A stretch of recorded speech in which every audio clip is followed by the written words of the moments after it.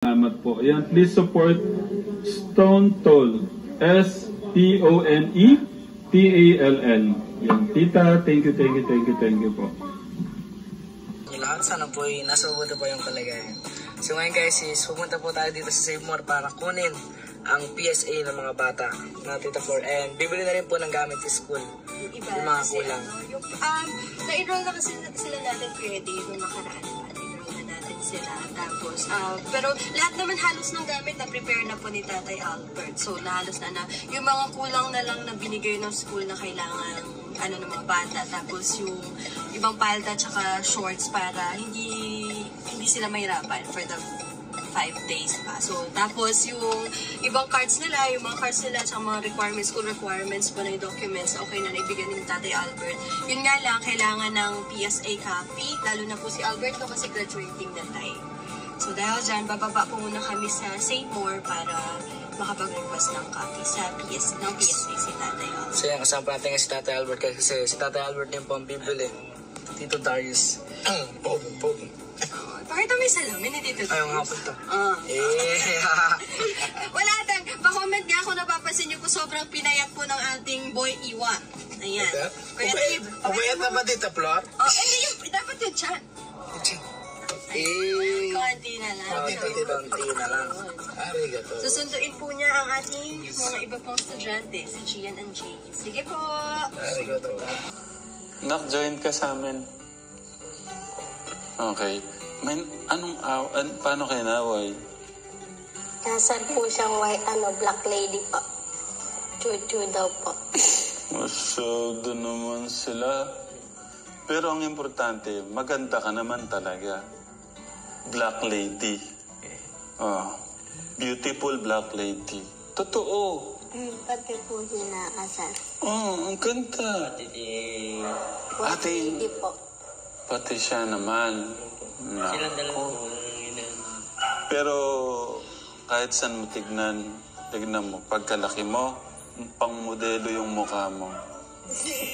Oh, promise. Hindi ako nanloloko ng pang modelo nga yung mukha mo. Totoo. Napakaganda mo. Sobrang ganda mo. No, tay. Maganda naman. Promise. Hindi ka naniniwala kay Tatay Ram? Naniniwala ka ba kay Tatay Ram na napakaganda mo? Sabihin mo, ang ganda-ganda ko. Sige na.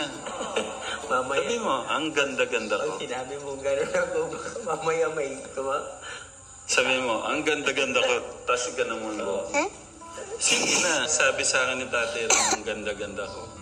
Tapos panlakayan mo ng mata. Sige, kumari si Kuya Albert dyan. Sige na. Morning mo na. Morning po mga Telegram. Morning po mga Telegram. Grabe, ang pupugi ng mga anak ko, pang model. Talaga matatalo yung tatay. Nakakalbo kasi pero kung di ako nakakalbo hindi nyo matatalo yung naghahalo kapugian o kagwapuhan. Ito lang, ito yung wala sila, no? Pero kung di po ako nakakalbo ka Telegram, di nila matatalo yung kagwapuhan ng tatay nila. Okay, Sunday pala kahapon. Ano yung natutunan sa church? Kung ano po yung regalo ni God sa atin. Kung ano po yung pinaka-importante pong regalo sa atin yung buhay po natin. Dapat regalo din po natin yung buhay po natin kay God po. Yan po. Si Kuya. Makikita niyo po yung isang tao na malapit po kay God kung palagi po siyang nagsasama kay God. Okay. Pinakamagandang regalo ng ating Diyos yung buhay, siyempre, no? Sinama ni Mama Apple. Oo nga nawala lang ako. Sinama ka Apple. Walang nakuha kalawan, sinama yung bata. Wala sa ayos, naka-enroll na yun Oo, di ba pumapasok na nga. Oo. Sayang. Balik na naman bundok. Sabi.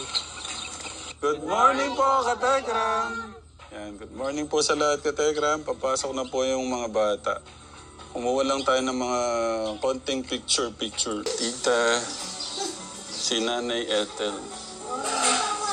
How's your, nakatulog? Opo, okay naman po. Konting tulog. Okay. Ako ngayon ako kung tinanghali nagising. Yeah. Nagising ako last 2, tapos nakatulog ulit ako. Naunahan pa ako net. Tita Pat na dati-rati nauna ako na kay Tita Pat. Tita, thank you po ulit.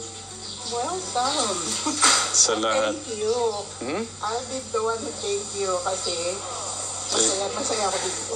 Thank you po sa lahat. Hindi po kami po yung thank you dahil sa love nyo din kay Kuya. Sa inyo lahat. Ingat ha, ingat. Hanggang sa kanto lang naman yan, Katekram. Si Tito Darius po nandiyan. Alam po mga katekram.